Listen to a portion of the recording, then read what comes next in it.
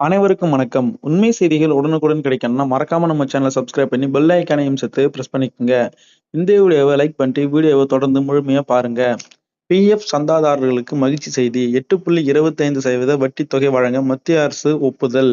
மத்திய அரசு ஊழியர்கள் மற்றும் தொழிலாளர்களின் வருங்கால வைப்பு நிதி சேமிப்பிற்கான வட்டி விகிதத்தை 8.25% வழங்க மத்திய நிதி அமைச்சகம் அதிகாரப்பூர்வ ஒப்புதல் அளித்துள்ளது. இந்த அறிவிப்பின்படி நாடு முழுவதும் உள்ள 8 கோடிக்கும் அதிகமான சந்தாதாரர்களின் கணக்குகளில் வட்டி பணம் செலுத்தப்பட உள்ளது.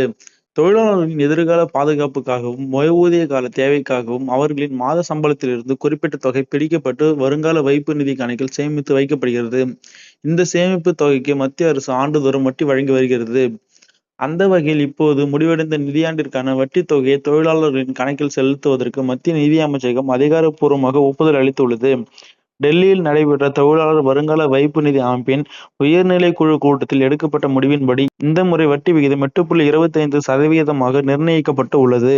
கடந்த 2024ஆம் ஆண்டு பிப்ரவரி மாதத்தில் இந்த வட்டி விகிதமானது 8.15%இலிருந்து 8.25% உயர்த்தப்பட்டது என்பது குறிப்பிடத்தக்கது. மத்திய அரசின் இந்த புதிய அறிவிப்பின்படி நாடு முழுவதும் உள்ள 8 கோடிக்கும் அதிகமான தொழிலாளர்கள் மற்றும் சந்தாதாரர்கள் நேரடியாக பலன் பெற்றுள்ளனர். மொத்தமுள்ள 34 கோடி இபிஎஃப்ஓ கணக்குகளில் இந்த வட்டி பணம் வரவு வைக்கப்பட உள்ளது.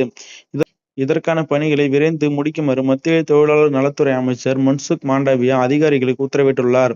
அதன்படி வரும் ஜூலை 15 அல்லது 16ஆம் தேதிக்குள் அனைத்து தொழிலாளர்களின் கணக்குகளிலும் வட்டி தொகை முழுமையாக சென்றடைவதை உறுதி செய்ய வேண்டும் என்று அறிவுறுத்தி உள்ளார்.